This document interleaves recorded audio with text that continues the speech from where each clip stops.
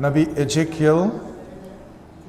Ezekiel अध्याय 37।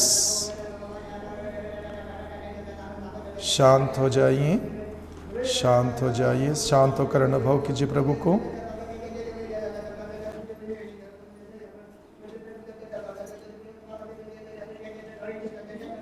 Ezekiel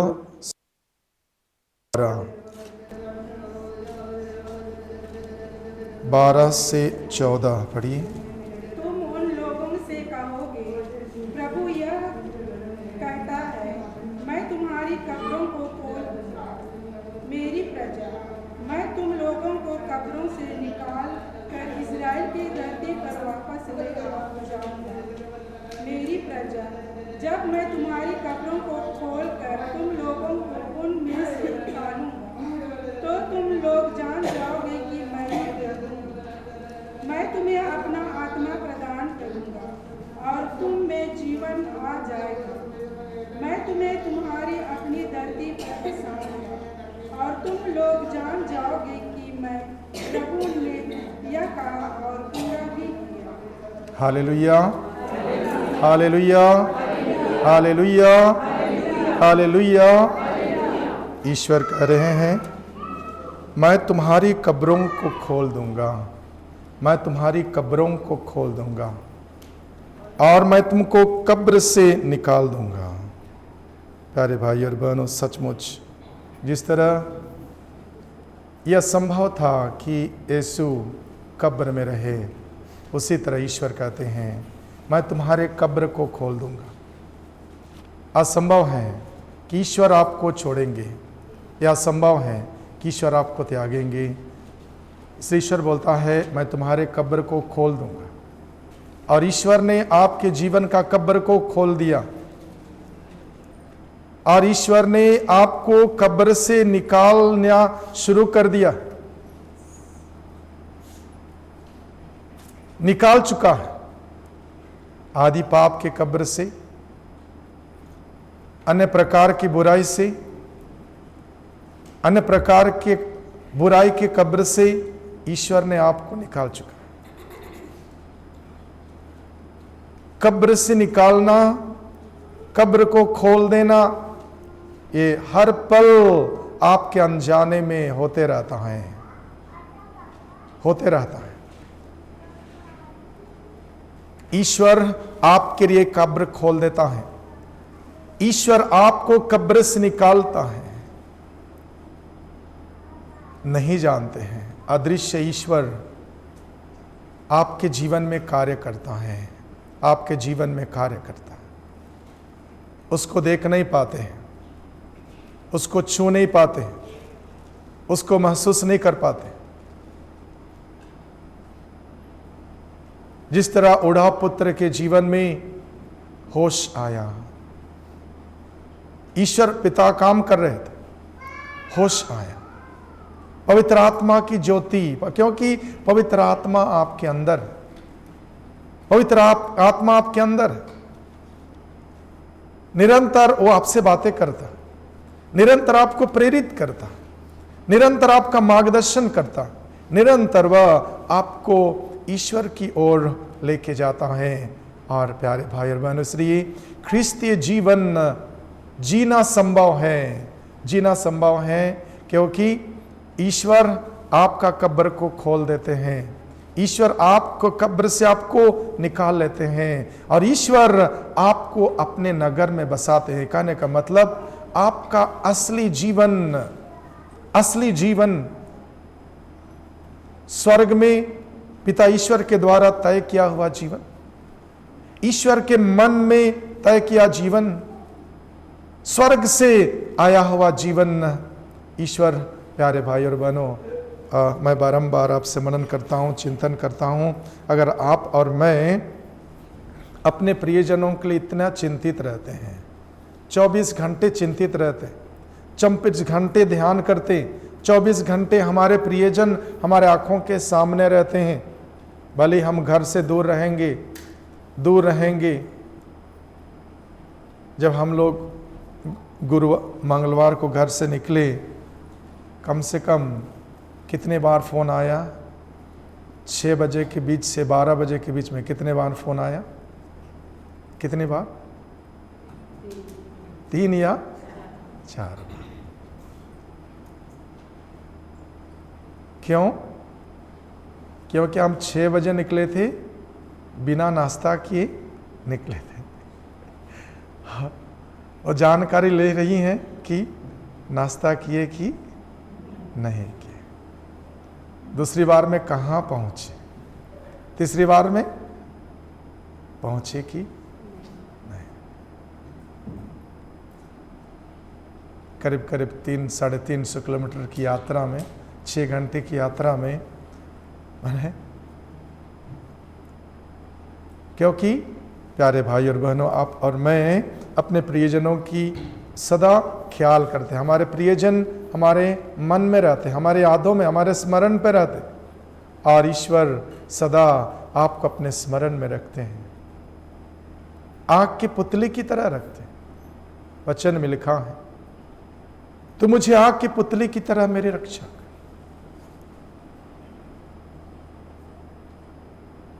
ईश्वर कहता है, तुम्हारा सिर का एक एक बाल क्या हुआ है? गिना। सचमुच वो ईश्वर, मैंने सोच के परे, कल्पना के परे आपके बारे में सोचते रहते हैं, आपके बारे में चिंता करते रहते हैं। जितना आपने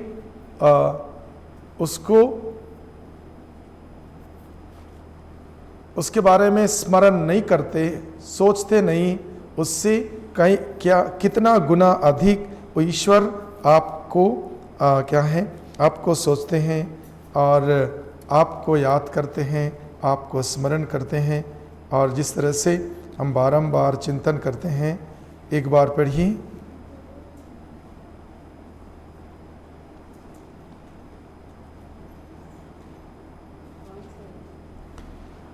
ईसाया 46:3 और 4।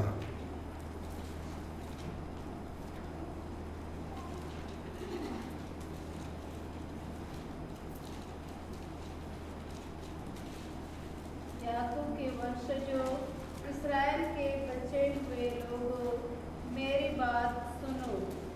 मैंने गर्भ से ही तुम्हारी रक्षा की, माता की गोद से ही तुमको संभाला है। मैं तुम्हारे बुढ़ापे तक वही करूँगा। मैं तुम्हारे बाल पक जाने तक तुम्हारा भरण पोषण करूँगा। मैं वही करता रहूँगा। मैं तुम्हारी देख रेख करूँगा, तुमको संभालूंगा और तुम्हारा उद्धार करूँगा। हाँ, याकूब के वंशजों, इस्राएल के बचे हुए लोगों, मेरी बात सुनो। क्या बोलते ईश्वर? मैंने तुम्हें माँ के गर्भ से रक्षा की है। जहां केवल ईश्वर रक्षा कर सकते हैं, मां के गर्भ में 9 महीने मां ने तुम्हारी रक्षा की है। मैंने तुम्हें मां के गर्भ से रक्षा की है और मां के गोद से संभाला है। बाप रे, 9 महीना जीवन इतना नाजुक शुरू होता है, इतना छोटा शुरू होता है, और इतना मैंने गर्भ में किसी तरह की कमी नहीं होने, ना ठोकर लगने दी, ना माँ को गिरने दी, ना कुछ होने दी।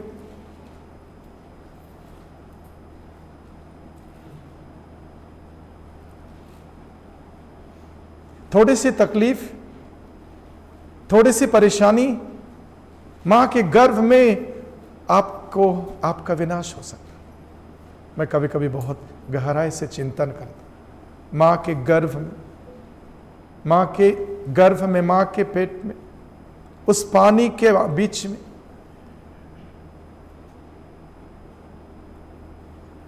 ऐसा व्यवस्था बना के रखी ईश्वर।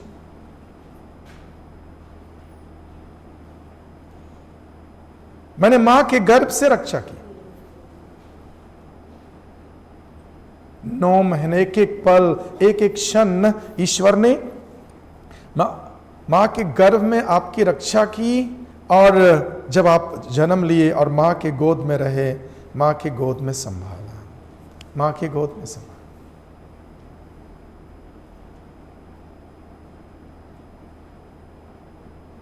इतने नाजुक, इतने दुर्बल, सिर को भी सीधे नहीं रख सकते। ईश्वर कहता है मैंने तुम्हें मां के गर्भ से रक्षा की है, मां के गोद से संभाला है। और ईश्वर क्या बोलते हैं, मैं तुम्हारे बुढ़ापे तक वही करूंगा। क्या करूंगा मतलब रक्षा करूंगा और संभाल। और इंग्लिश में लिखा है I have made, I will bear, I will carry.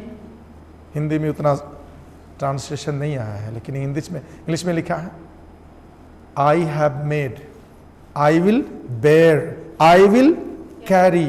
Carry मतलब उठा के ले चलना, बेयर मतलब संभाल। मैंने बनाया है, मैं तुमको उठा के चलूंगा और मैं तुमको संभालूंगा तुम्हारे बुढ़ापे तक, तुम्हारे बाल पक जाने तक। ईश्वर क्या बोलना चाहता है, बेटा मैंने तुमको बनाया है, बेटी मैंने तुमको बनाया है, मेरी जिम्मेदारी है तुम्हारे जीवन की रक्षा करना, मेरी जिम्मेदारी है तुमको संभालना, मेरी जिम्मेदारी है। और तुम्हारी सारी चीजें मैंने तुम्हारी देखरेख करना मेरी जिम्मेदारी है, तुमको संभालना मेरी जिम्मेदारी है, तुम्हारा उद्धार करना क्या करना है, मेरी जिम्मेदारी। बहुत बार मानव क्या करता है, अनावश्यक चिंतित रहता कि नहीं रहता, अनावश्यक चिंतित। बाप रे कल क्या होगा, परसों क्या होगा, बहुत सारे बातें आती हैं, बहुत सारे बातें हैं। लेकिन यीशु क्या बोलते हैं, कौन ऐसा व्यक्ति है जो चिंता करने से अपने एक सफेद बाल को काला। इतना चिंता करने के बाद क्या आप सफेद बाल को काला कर सकते हैं? बोल सकते हैं, कर सकते हैं। कैसे?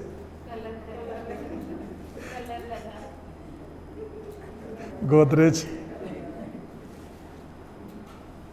एक बार ऐसा हुआ, एक माँ भारत माता से आई, बोलती है फादर आपका बाल सफ़ेद हो जा रहा है, मैं खरीद के लाऊंगी, ब्रश भी लेके आऊंगी। क्या बोली? ब्रश। मैं बोला पेंट करने की ज़रूरत नहीं, अपनी उम्र को छिपाने की ज़रूरत नहीं है। बात सच है, सही बात है कि चिंता करने से मतलब कोई अपना आयु घड़ी भर भी नहीं बढ़ा सकता। उल्टा चिंता करने से क्या हो जाएगा, उम्र कम हो जाता है।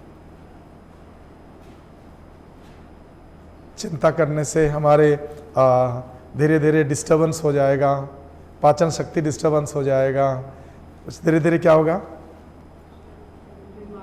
बीमारी आएगी।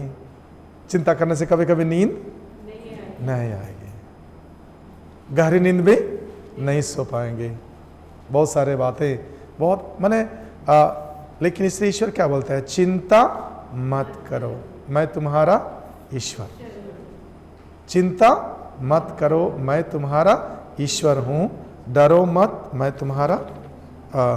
एक बार पढ़िए इसायाह 41:10, इसायाह 41:10।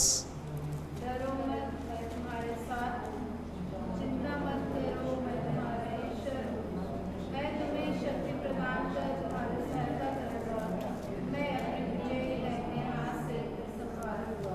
हाँ, एक साथ पढ़िए सब कोई।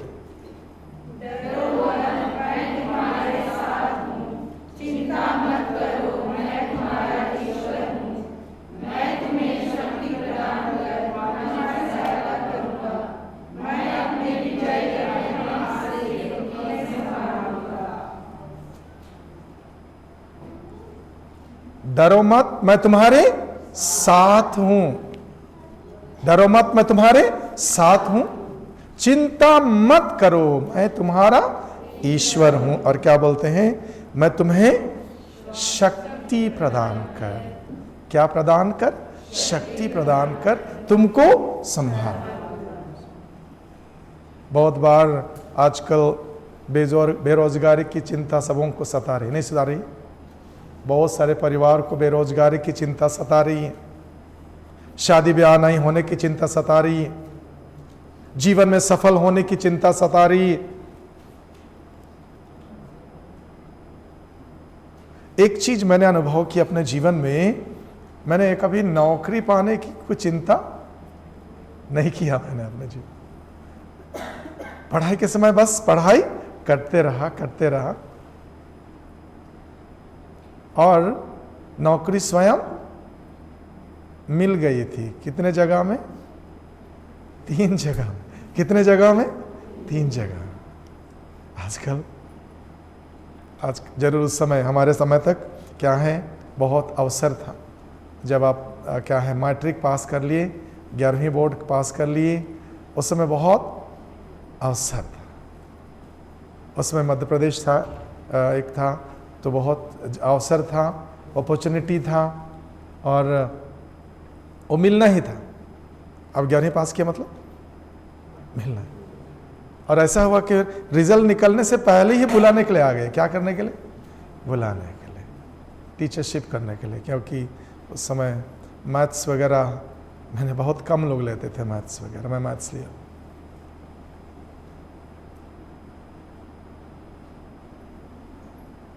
इसलिए वास्तव में क्या की चिंता करनी चाहिए?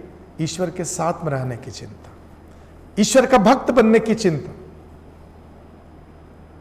ईश्वर के साथ रहने की चिंता, ईश्वर का भक्त बनने की चिंता, ईश्वर को प्रसन्न करने की चिंता होनी चाहिए। ईश्वर आपको प्रसन्न करेंगे। अगर आप ईश्वर को प्रसन्न करते हैं, ईश्वर क्या करेंगे? आपको प्रसन्न करेंगे, उसकी इच्छा पूरी करेंगे। ईश्वर आपकी इच्छा पूरी करेंगे।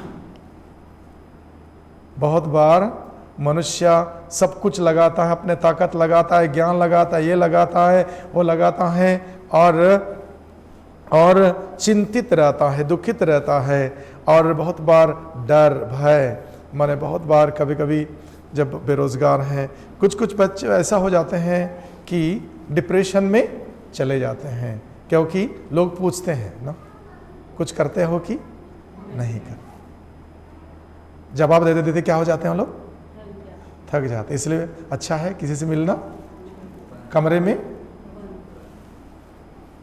जीवन कमरे में बंद होने के लिए नहीं है, निराश होने के लिए नहीं है, डिप्रेशन में जाने के लिए नहीं है। क्योंकि अगर ईश्वर जीवन दिया है तो देखभाल करेंगे, संभालेंगे और आपके जीवन की जरूरत को पूरा करेंगे ही।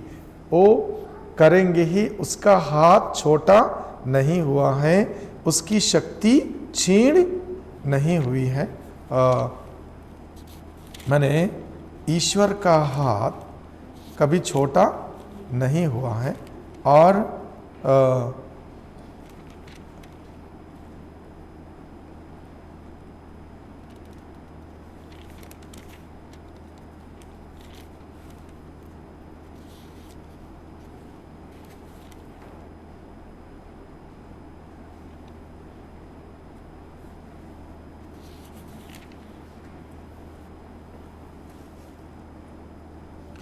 इसाया 59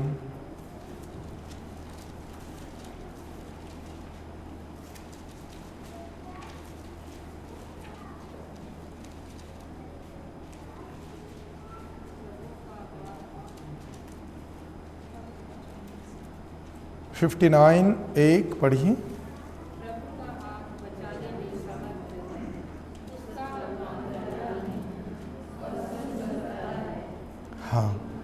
हाँ, प्रभु का हाथ बचाने में समर्थ है और उसका कान बहरा नहीं है। वो क्या कर सकता है? सुन सकता है। प्रभु का हाथ बचाने में समर्थ, आपकी जरूरत की आह को सुनने में उसके कान बहरा नहीं है। और ईश्वर आपको क्या कर सकता है? अध्याय 58 पद संख्या 11।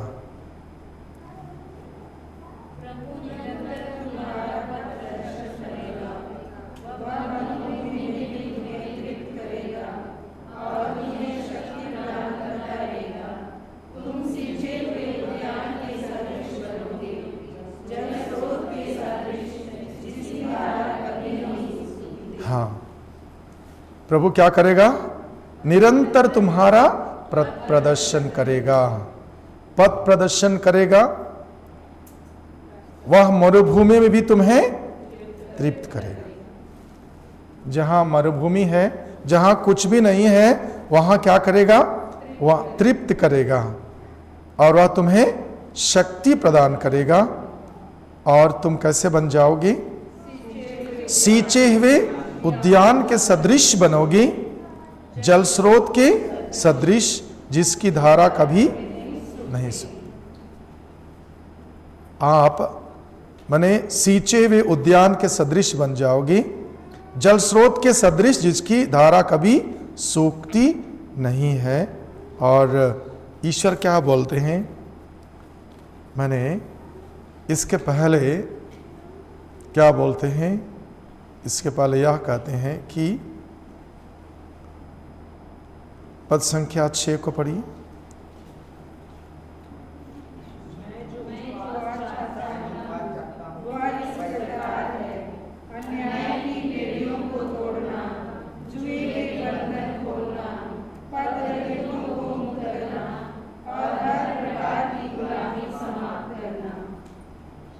सात,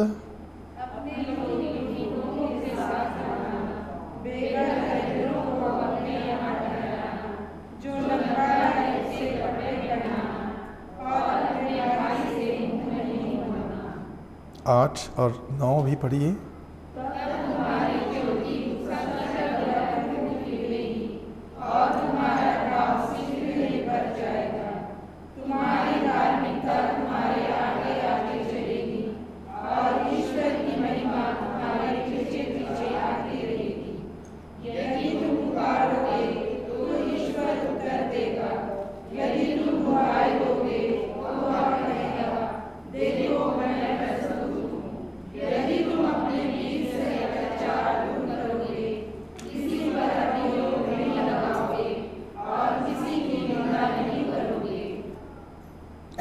दस को भी पढ़िए।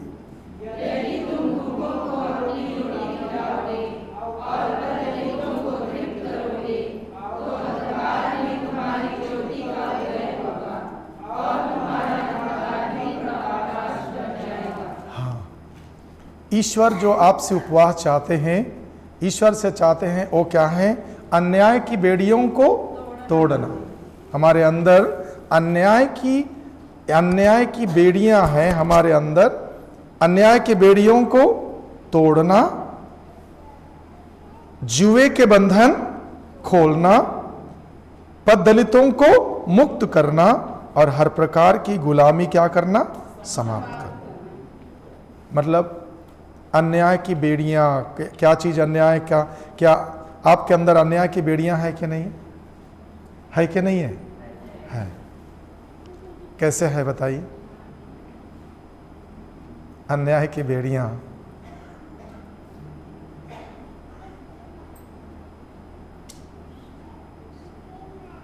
पति पत्नी का कर्तव्य क्या है? पति पत्नी का कर्तव्य क्या है?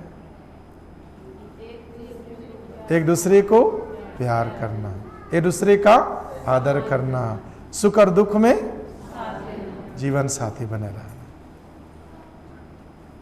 माता पिता का कर्तव्य बच्चों के प्रति क्या है? पालन पोषण, प्यार करना, समझना, बहुत सारे बातें। और बच्चे का कर्तव्य क्या है? अपने माता बाप का आदर करना, उनको प्यार करना, उनका सम्मान करना। और भाई बहनों का क्या कर्तव्य है? एक दूसरे को प्यार करना, सहायता करना, मदद करना।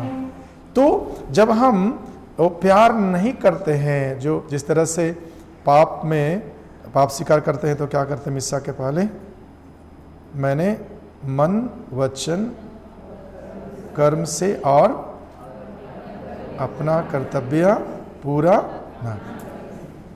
पति पत्नी का कर्तव्य है, माता पिता का बच्चों के प्रति कर्तव्य है, बच्चों का माता पिता के प्रति कर्तव्य है, भाई बहनों का एक दूसरे के प्रति कर्तव्य है, और पड़ोसी का एक दूसरे के प्रति कर्तव्य है। अपने पड़ोसी को अपने समान प्यार करो। सचमुच आप अपने समान प्यार करते हैं? बहुत मुश्किल है ना। मैं भी नहीं प्यार कर पाता हूं कि मेरे साथ रहने वालों को अपने जैसा ना, मतलब जितना अपने लिए सोचना, अपने लिए इच्छा रखना, हम तो मनुष्य क्या है, कुछ ना कहीं क्या है, स्वार्थ भरा हुआ है कि नहीं है?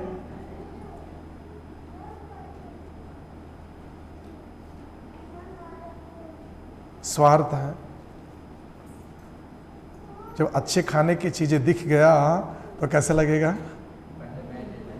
मैं पहले लूं, नहीं क्या है मैं पहले लूं मेरे लिए।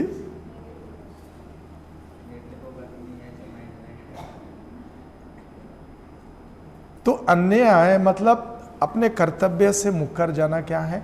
अन्याय है। जो पति पत्नी का कर्तव्य है, माता पिता बच्चों के प्रति कर्तव्य है, बच्चे का माता पिता के प्रति कर्तव्य है, भाई बहनों के प्रति कर्तव्य है, समाज के प्रति कर्तव्य है। कलीसिया के 6 नियम क्या है? इतवार और हुक्म पर्व में मिस्सा सुनना, उपवास और परहेज के दिन मानना, बरस कम से कम एक बार पाप स्वीकार करना, पास्का के पर्व के समय योग्य रीति से ब्रह्म प्रसाद लेना,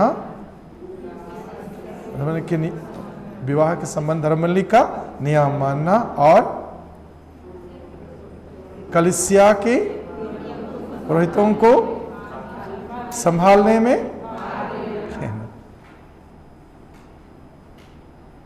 6 नियम, कलीसिया के 6 नियम। इत्तार और हुक्म पर्व में क्या करना है? मिस्सा सुनना, उपवास और परहेज के दिन को मानना है, और बरस कम से कम पाप स्वीकार करना। वो भी बरस वो कम से कम ओके एक बार, वो भी कम से कम ना। कभी कोई मेरे को लगता है ना, कभी लोग आते हैं 8 साल 10 साल 15 साल, क्या करने के बाद हो सकता है परम प्रसाद में पाप स्वीकार किया, उसकी फिर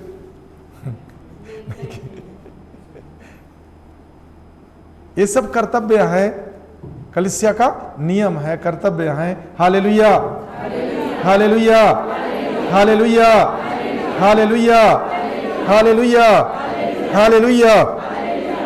देखिए, मैंने इतवार और हुक्म पर्व में मिस्सा सुनना, मिस्सा भाग लेना, और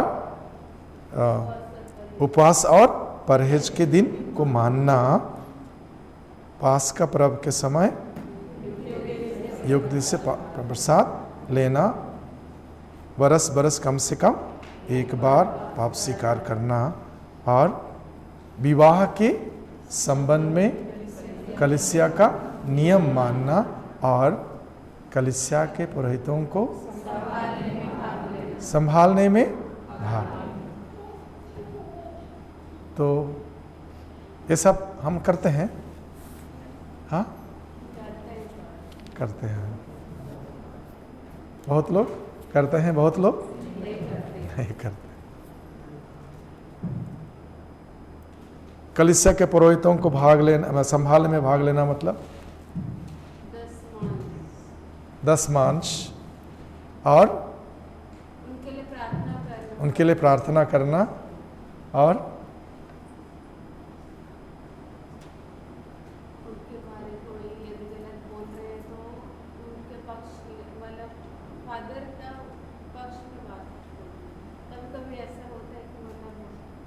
उसके विरुद्ध में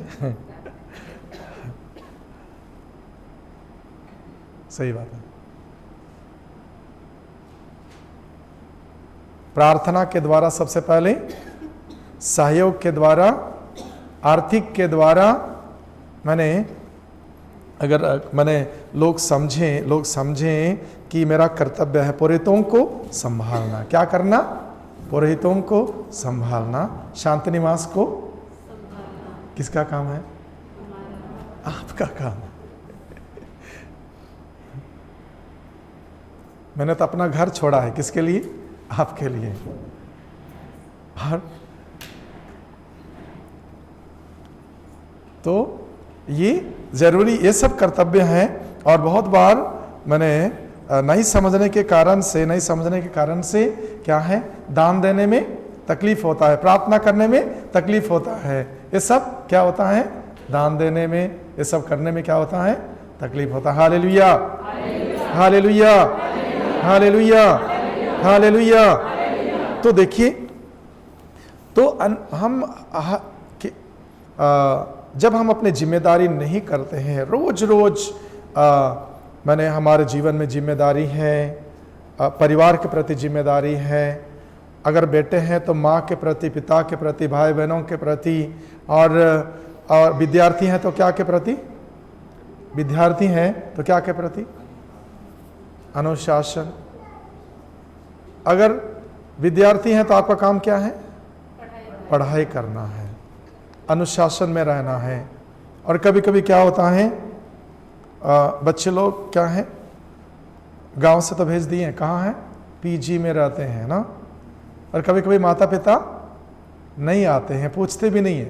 पूछते हैं, पूछ देने से क्या बोलते हैं आप लोग? झूठ बोल देंगे।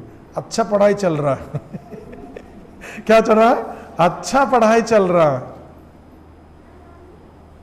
किसी ने कहा रहा था, कहीं इंदौर में पढ़ाई कर रहा था, बोल रहा है बढ़िया है रिजल्ट, कुछ नहीं किया से 3 साल ऐसा ही वापस आ गए। बहुत बार वो क्या है, बहुत बड़ा अन्याय है। किसके प्रति?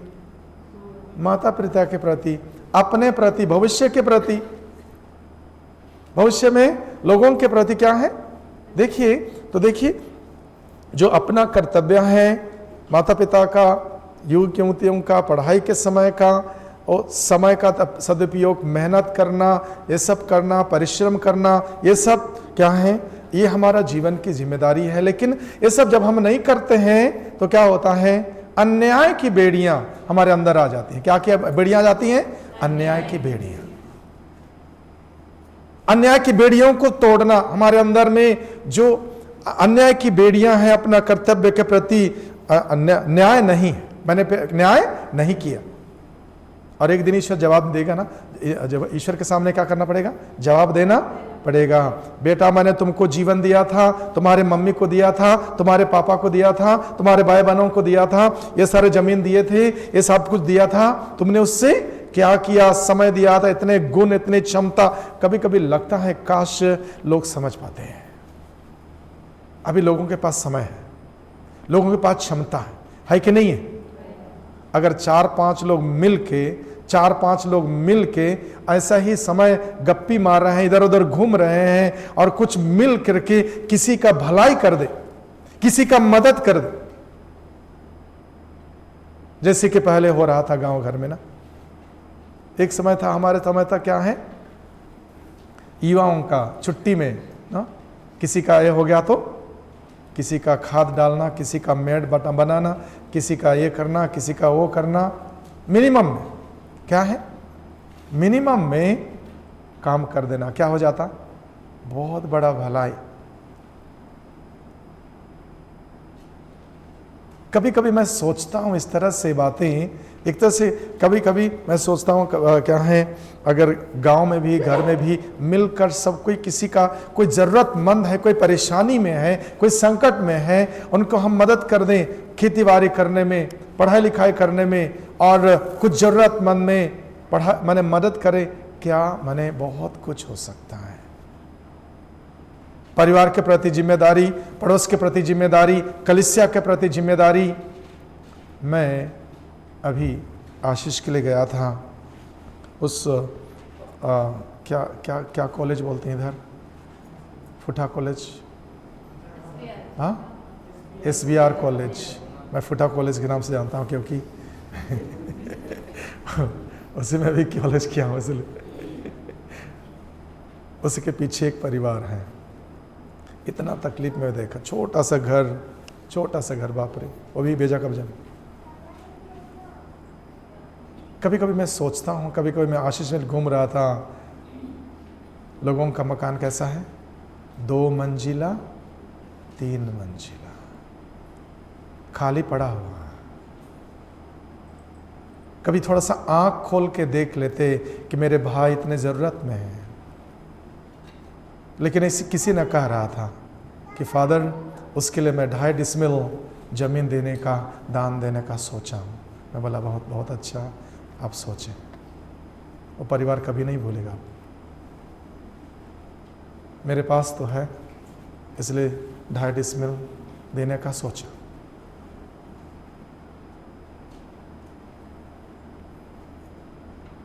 भले समारितान के बारे में प्रभु क्या बोलते, कौन है मेरे पड़ोसी, कौन है, वही है जो आपके पास में जरूरत में। तो हमारे अंदर भी एक तरह से क्या है, बेड़ियां हैं, अन्याय की बेड़ियां हैं। कभी कभी हम अपने आप को प्यार नहीं कर पाते हैं, है कि नहीं, है ना, अपने आप को प्यार नहीं करते। कैसे? अपने आप के बारे में उचित विचार नहीं रखते, उचित सोच नहीं रखते, अपने परिवार के बारे में उचित सोच नहीं रखते। मैं भी कभी कभी सोचता था, मन में ऐसा लगता मैं अच्छा नहीं हूं, हीन भावना। कैसा? हीन भावना, मैं अच्छा नहीं हूं, मैं दिखने में अच्छा नहीं हूं, मेरा चेहरा थोड़ा अच्छा नहीं है, मेरा नाक थोड़ा क्या है, थोड़ा छप्पा है कि नहीं है? वो भी अन्याय ही है कि नहीं है? आप कौन है जो आपको बोल अपने बारे में क्या है, गलत सोच रखने वाला। ईश्वर तो क्या बोलता है, तुम मेरी दृष्टि में मूल्यवान हो, महत्व रखते हो, मूल्यवान हो, महत्व रखते हो। और सचमुच उसकी नजरों में हमारी जो क्या बोलते हैं, हमारे जीवन की सुंदरता कैसे है, गुलाब से भी ज्यादा सुंदर है हमारा जीवन। वो भी क्या है, अन्याय, अपने बारे में उचित विचार नहीं रखना। कभी कभी लगता है मैं अच्छा नहीं हूं, मैं क्या है, बेकार हूं, और बहुत सारे बातें, बहुत कभी कभी परिवार के बारे में, मम्मी अच्छी नहीं है, पापा अच्छे नहीं है, भाई अच्छे नहीं है कि नहीं है? इस तरह का सोच आता है। जरूर कोई परिपूर्ण नहीं है क्या? कोई परिपूर्ण नहीं। गुलाब में भी तो क्या है, कांटा है। उसी तरह हर व्यक्ति में अच्छाई है, हर व्यक्ति में कमजोरियां हैं, लेकिन जीवन कितना, वो कमजोरियों से, दुर्बलताओं से जीवन क्या है, जीवन क्या है? अगर आप कैलकुलेट करेंगे, हिसाब करेंगे, अच्छाई ज्यादा दिखेगा कि बुराई ज्यादा दिखेगा? हाँ, यही तो समस्या है। क्या वास्तव में अगर सचमुच देखेंगे को क्या अच्छा, क्या ज्यादा दिखेगा? अच्छा ही दिखेगा। अगर आप गंभीरता से देखेंगे तो क्या अच्छा, क्या ज्यादा दिखेगा? अच्छा ही दिखेगा। बुराई क्या है? बुराई क्या है? 2 या 1 या 2 दिखेगा। ओके, अक्सर कहा जाता है जो पीने वाले हैं ना, उनका दिल क्या है, बहुत है, वास्तव में बहुत अच्छे हैं। ओके, दिल के अच्छे, लेकिन वो लोग गुलाम बन जाते हैं। क्या बन जाते हैं? गुलाम बन जाते हैं।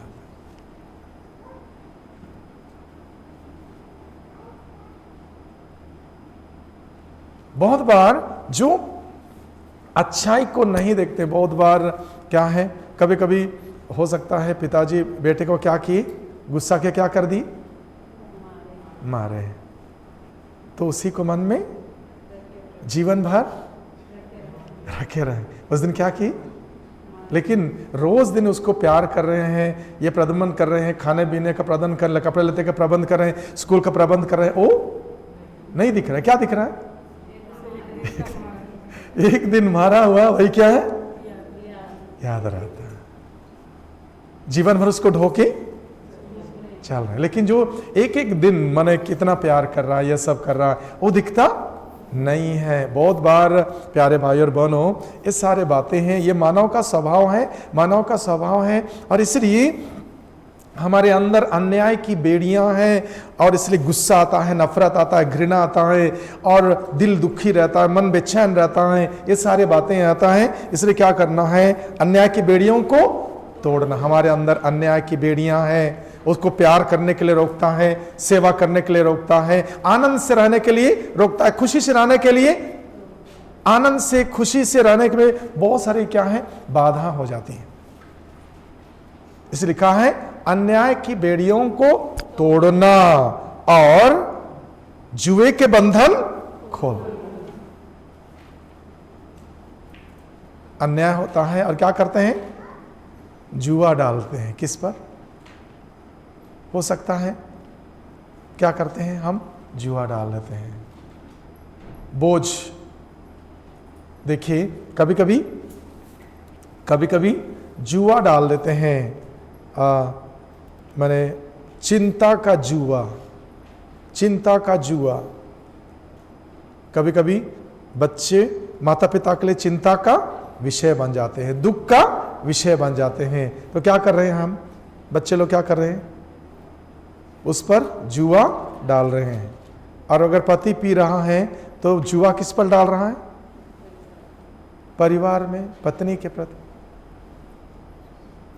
जुए का बंधन तोड़ना, तो बहुत सारे ऐसी बातें हैं जो जुए का बंधन खोल देना और पददलितों को मुक्त करना। मतलब हमारे अंदर धीरे धीरे क्षमा आ जाता है, नफरत आ जाता है, घृणा आ जाता है। पददलितों को मुक्त करना और हर प्रकार की गुलामी समाप्त करना।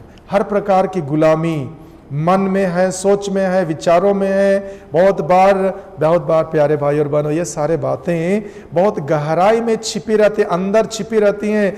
बहुत दुख लगता है, बेचैन लगता है, कुछ करने का मन नहीं करता। उसका कारण क्या है, अंदर अन्याय की बेड़ियां पड़ी हुई हैं।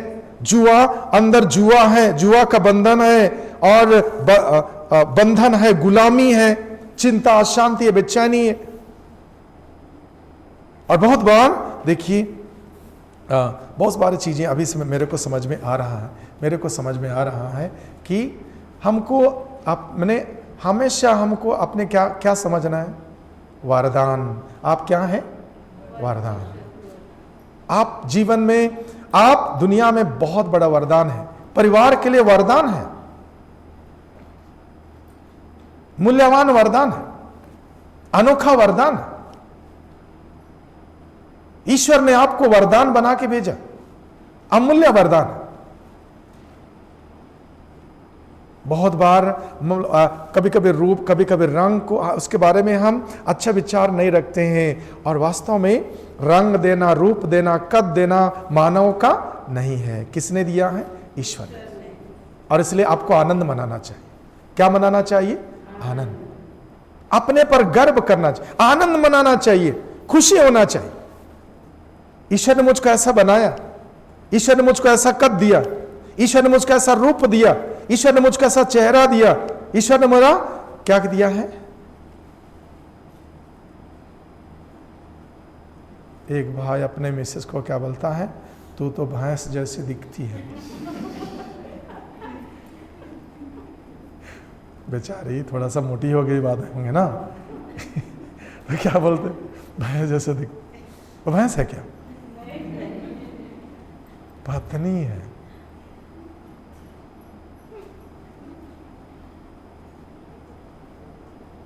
मैंने वो कोई कोई किसी का मैंने क्या बोलेंगे मैकेनिज्म बनावट ही ऐसा है, कोई पतले हैं कोई मोटे।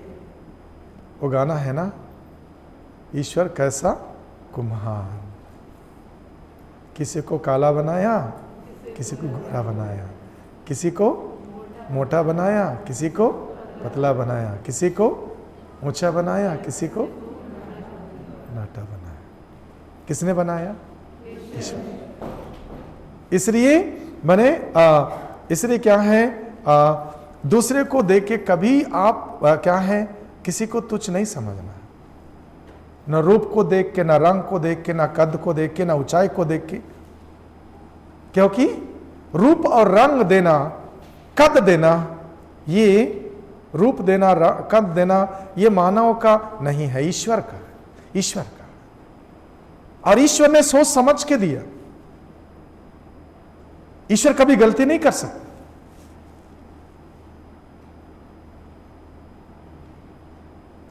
और कभी कभी क्या है, दुनिया के कभी कभी कभी कभी क्या बोलेंगे, गुस्सा गुस्सा करते करते क्या बोलेंगे, उरा में क्या बोलेंगे, नात खद्दस, क्या बोलेंगे नात खद्दस, गधा, क्या बोलेंगे, गधा, बंगाली, इस तरह से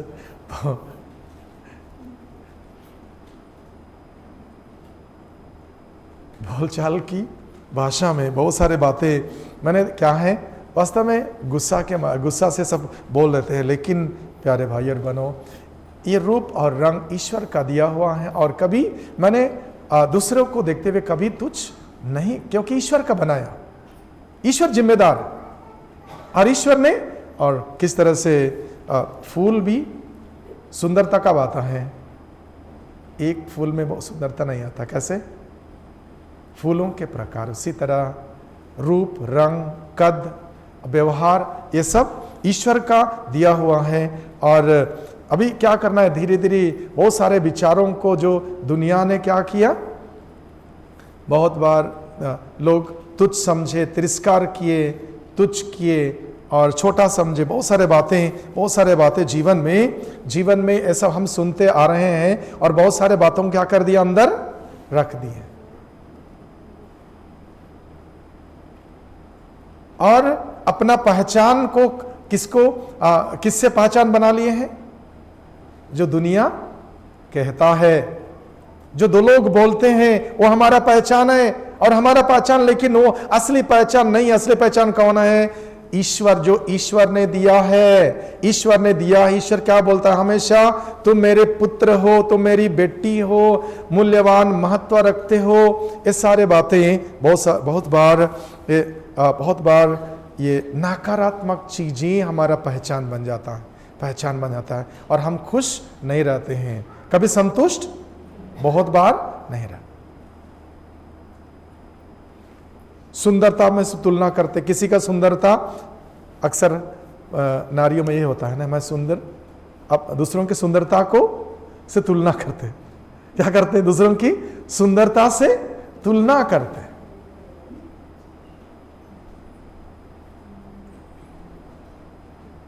जलन, ईर्ष्या क्या होता है उसके कारण से।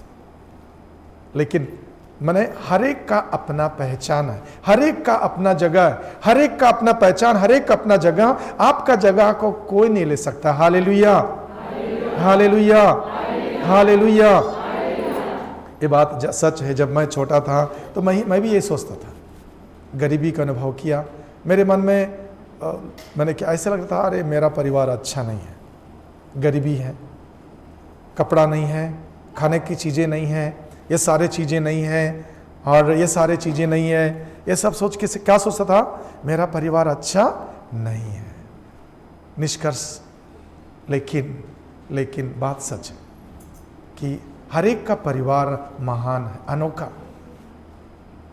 हर एक का परिवार महान।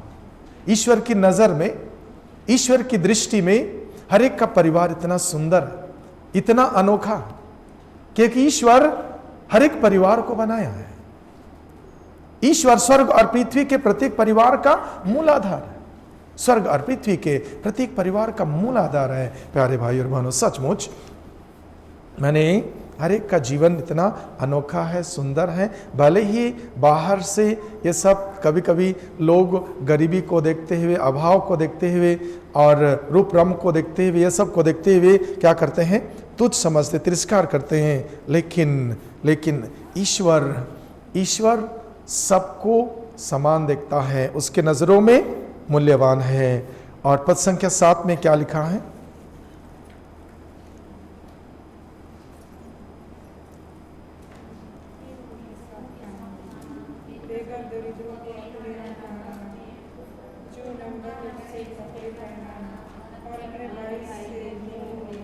हाँ, पद संख्या 6 में जो अंदर की जो बुराई है, अन्याय है, प्रेम की कमी है, कर्तव्यनिष्ठ की कमी है, इस सबको निकालना, आशमा, नफरत, घृणा, ये सब अंदर की बातों को मैंने अन्याय की बेड़ियां को तोड़ देना, जुए का बंधन खोल देना, पदलितों को मुक्त करना, हर प्रकार की गुलामी अंदर आपके अंदर है, निराशा, दुख, अशांति, बेचैनी, तनाव, ये सब गुलामी है।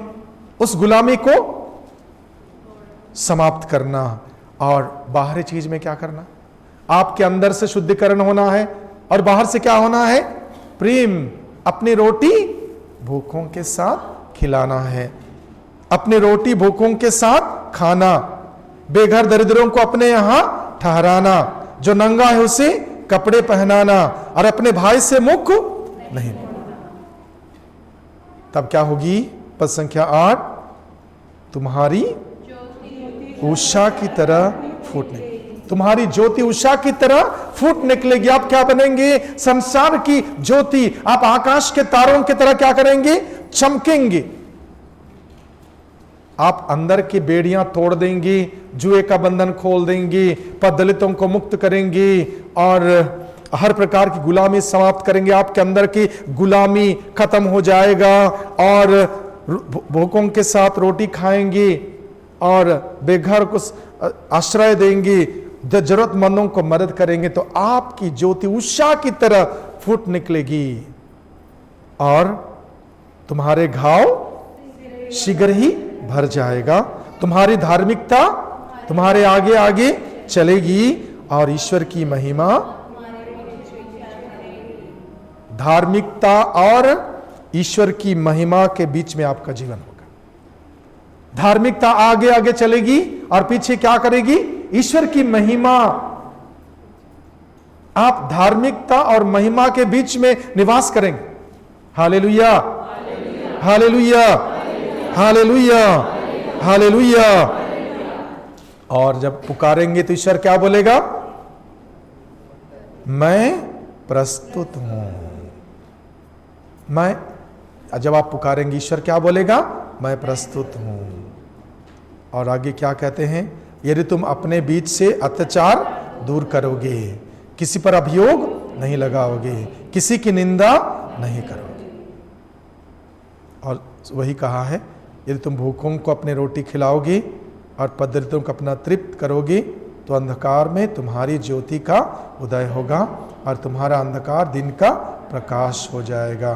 तो सचमुच ईश्वर जब, क्या प्यारे भाई और बहनों, ईश्वर हमारे कब्र खोल देते हैं, हमको कब्र से निकालते हैं और सचमुच हमको रोज रोज के जीवन में इन सारे जो हमारे अंदर के कब्र है और दुख है, इससे हम ढके हुए, दबे हुए अनुभव करते हैं। लेकिन ईश्वर हमको कभी नहीं छोड़ता है और आशीष देता है। आइए हम खड़े हो जाएंगे।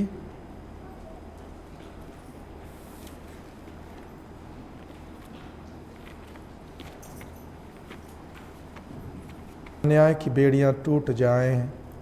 आपके अंदर जो भी अन्याय की बेड़ियां हैं, अपने कर्तव्य के प्रति सबसे पहले प्यार नहीं कर पाए, सेवा नहीं कर पाए, मीठी बोली नहीं बोल पाए, अपना कर्तव्य नहीं कर पाए और एक तरह से हमारे अंदर अन्याय की बेड़ियां आ गई। इस वक्त प्रभु हमारे अंदर की उन अन्याय की बेड़ियों को तोड़ डाले हो सकता है एक माँ, एक पिता होने के नाते, एक विद्यार्थी होने के नाते एक दूसरे को, मम्मी पापा अपने बारे में उचित विचार नहीं रखे और अपने को देखकर हम आनंदित नहीं हुए, धन्यवाद नहीं दिए, वरदान नहीं समझे। अपने बारे में हो सकता है कि मैं अच्छा नहीं हूँ, मेरा रंग अच्छा नहीं है, मेरा कद अच्छा नहीं है, मेरा चेहरा अच्छा नहीं है। उन सारे बातों को प्रभु के लिए दे दीजिए। परिवार के प्रति आपका सोच हो सकता है, मम्मी भले ही कमज़ोर हैं, दुर्बल हैं, लेकिन हमें बहुत प्यार करते हैं, हमारे बारे में दिन रात सोचते रहते हैं, हमारे बारे में चिंता करते रहते हैं, रोटी कपड़ा मकान का प्रबंध करते हैं। परिवार के बारे में नकारात्मक चीज़ें, लोगों के बारे में नकारात्मक चीज़ें, उन सारे बातों को आज प्रभु के लिए दे दीजिए। हमारे अंदर के अन्याय की बेड़ियां टूट जाए और हमारे अंदर जुए के बंधन है। शायद हम दूसरों को दुख दिए, अपमानित किए, निंदा किए, जुए का बंधन है। उन सारे बातों को, हमारे अंदर के स्वार्थ, लोभ, लालच, अहंकार, उन सारे बातों को जो दूसरों की सेवा करने में, भूखों को खिलाने में, जरूरतमंदों को सेवा करने में, उन सारे बातों को प्रभु के पवित्र चरणों से समर्पित करें, ताकि ईश्वर हमें नयापन का अनुभव कराए, चंगाई का अनुभव कराए, नया जीवन का अनुभव कराए। हृदय सागर प्रभु इस वक्त हमारे अंदर की अन्याय की बेड़ियों को तोड़ डाल प्रभु। चिंता है, दुख, अशांति, प्रेम की कमी है, दयालुता की कमी है, क्षमा कमी है, नफरत है, गुस्सा है, घृणा, नकारात्मक चीजें हैं प्रभु मेरे बारे में। यीशु राजा इसी वक्त अपने बारे में प्रभु, अपने रूप के बारे में, रंग के बारे में, अपने माता पिता के बारे में, प्रियजनों के बारे में, हे प्रभु यीशु, हो सकता है मैंने समय की बर्बादी करते हुए माता पिता के ऊपर जुए डाल दिया है प्रभु यीशु, आज एक दूसरे के प्रति जुए डाल दिया है प्रभु यीशु, अपना कर्तव्य पूरा ना करते हुए प्रभु यीशु, मेरे अंदर के उन सारे नकारात्मक चीजें मेरे परिवार के माँ पिता, भाई बहनों, प्रियजनों के प्रति, समाज के प्रति, एक दूसरे के प्रति प्रभु, जो भी हम कुछ दुख दिए, अपमानित किए, निंदा किए, हे प्रभु यीशु, माता पिता भी कभी हमें डांट फटकार दिए प्रभु यीशु, छोटी सी बातों को अपने मन में रख के प्रभु उनके प्रति गुस्सा किया प्रभु यीशु, उनको क्षमा नहीं किया प्रभु, उनके यादों में रखी यीशु राजा। और इसी वक्त यीशु हमारे मन में जुए आ गए यीशु राजा, इसी वक्त प्रभु हमारे मन को, हमारे दिल को, हमारे जीवन को नया बना दे। हर प्रकार की बेड़ियां टूट जाए, बंधन खुल जाए और पद्दल तो मुक्त हो जाए। इसी वक्त हमारे अंदर की बेड़ियां, हमारे अंदर के बंधन, हमारे अंदर की बुराई, सोच विचारों में, आचरण में चले गए। इसी वक्त यीशु राजा हमें, अब्बा पिता परमेश्वर, आपने कहा मैं तुम्हारा कब्र खोल दूंगा, मैं तुम्हारा कब्र खोल दूंगा और मैं तुमको कब्र से निकाल लूंगा और मैं तुमको अपना देश ले जाऊंगा। बाप पिता परमेश्वर, आपका चाहा हुआ जीवन, सुंदर जीवन और सकारात्मक विचार आप आज मेरे मन में, मेरे दिल में, मेरे जीवन में डाल दी। और जैसे आप मुझको देखते हैं, मैं अपने आप को देख पाऊं, जो आप मेरे बारे में सोचते हैं मैं सोच पाऊं और मेरे बारे में विचार रखते हैं। आपका सोच और आपका विचार मेरे दिल में, मेरे जीवन में आ जाए और आनंद मनाने लगूं। जिस तरह माता मरियम अपने आप कहती है, मेरी आत्मा प्रभु गुणगान करती है, मेरा मन अपने मुक्तिदाता ईश्वर में आनंद मनाता है, क्योंकि उसने मेरे लिए महान कार्य किया है। माता मरियम के गाने मेरे हो जाए, माता मरियम के गाने मेरे परिवार के लिए हो जाए। इसी वक्त मेरे मन को, मेरे दिल को हर प्रकार के बंधन से, हर प्रकार के बंधन से मुक्त कर दे। हर प्रकार के चिंता, दुख, शांति, बेचैनी और किसी तरह की बातें आज मुझको तंग कर, इसी वक्त पावन कर दे, मुक्त कर दे। Hallelujah, hallelujah, hallelujah, hallelujah, hallelujah, hallelujah. शर्म रे रे रे रे रे रे रे रे रे रे रे, शर्म रे रे रे रे रे रे रे रे, शलमना मना मना रिया, शर रे रे रे रे रिया। Hallelujah, hallelujah, hallelujah, hallelujah, hallelujah, hallelujah, hallelujah, hallelujah. शलमना मना मना मना रे रे रे रे रे रे रे रे रिया। Hallelujah, hallelujah, hallelujah, hallelujah, hallelujah, hallelujah, hallelujah, hallelujah, hallelujah, hallelujah, hallelujah.